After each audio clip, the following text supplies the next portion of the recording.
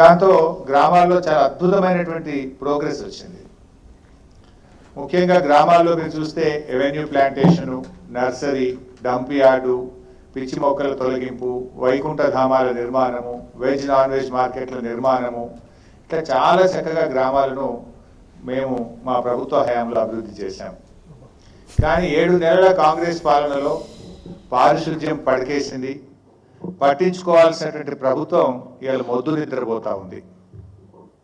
7 నెలల్లో గ్రామ పంచాయతీలకు కాంగ్రెస్ ప్రభుత్వం వచ్చిన తర్వాత 7 పైసలు కూడా విడుదల చేయలేదు. నాట్ ఈవెన్ ఏ సింగిల్ పై.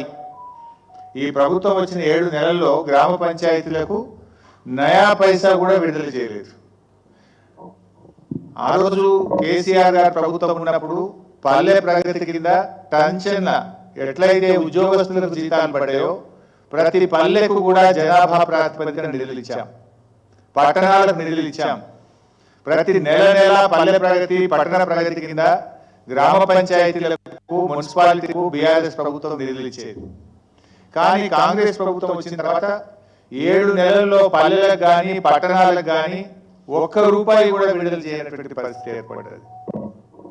ఆ రోజు బీఆర్ఎస్ ప్రభుత్వ హయాంలో తెలంగాణ పల్లెలు దేశానికి ఆదర్శంగా నిలిచాయి.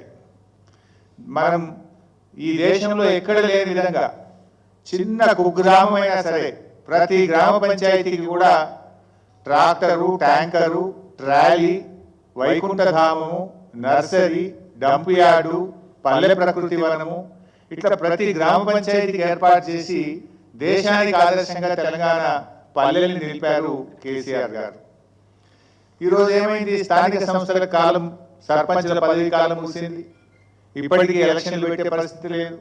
ఎల్లుండి 4వ తేదీ వాళ్ళు ఎంపీటీసీలు, ఎంపీపీలు, జెడ్పీటీసీల కాల పరిమితి కూడా, జిల్లా పరిషత్ల కాల పరిమితి ముగుస్తూ ఉంది.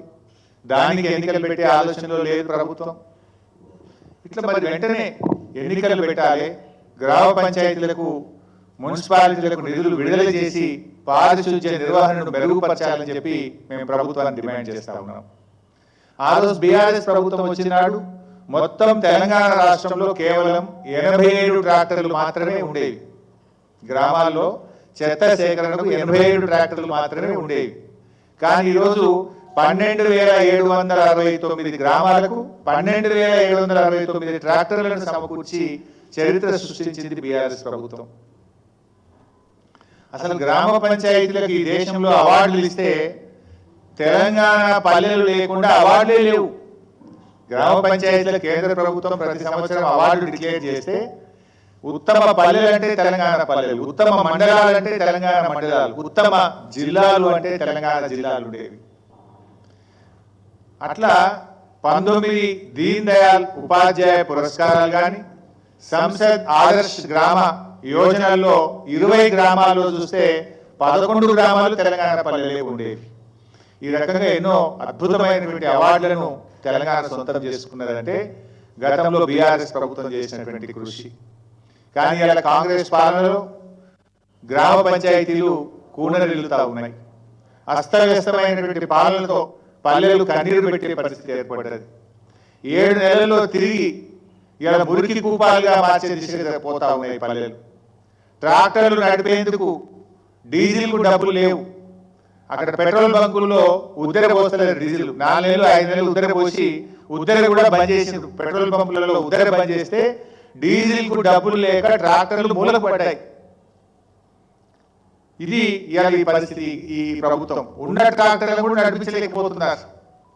కొన్ని చోట్ల పాపం పంచాయతీ సెక్రటరీలు అప్పులు చేసి ట్రాక్టర్లో డీజిల్ పోయిస్తూ ఉన్నారు. నిన్న నేను నా నియోజకవర్గానికి వెళ్ళాను. నా నియోజకవర్గానికి వెళ్తే నేనేమి వేగ్గా పొలిటికల్గా మాట్లాడలేను. స్పష్టంగా అధికారులతో మాట్లాడి క్షేత్రంలో పరిశీలన జరిపి మాట్లాడుతూ ఉన్నా. ఉదాహరణకు సిద్దిపేట జిల్లా చిన్నకోడూరు మండలం అనంతసాగర్ గ్రామం. ఈ అనంతసాగర్ గ్రామంలో పంచాయత్ సెక్రటరీగా ఒక అమ్మాయి రాజవ్వ అని పనిచేస్తూ ఉంది. పరిస్థితి ఎంత ఘోరంగా ఉందంటే ఒక చిన్న ఉదాహరణ చెప్తా. ఆ ట్రాక్టర్కి ఏమైంది? ప్రతి 3 నెలలకు రోడ్ ట్యాక్స్ కట్టాలి, 3 నెలలకు 6 నెలలకు రోడ్ ట్యాక్స్ కట్టాలి, ఇన్సూరెన్స్ కట్టాలి సంవత్సరానికి ఒకసారి. సో గ్రామ పంచాయతీలకు 7 నెలల నుంచి రూపాయి వస్తలేదు. రోడ్ ట్యాక్స్ కట్టలేదు, ఇన్సూరెన్స్లు కట్టలేదు. ఆ ట్రాక్టర్ రోడ్డు మీద పోయింది. చెత్త సేకరించుకొని పోతుంటే ఆర్టీఓ డిపార్ట్మెంట్ వాళ్ళు ట్రాక్టర్ని పట్టుకొని దీనికి రోడ్ ట్యాక్స్ కట్టలేదని సీజ్ చేశారు. అరే ఇది గ్రామ పంచాయతీ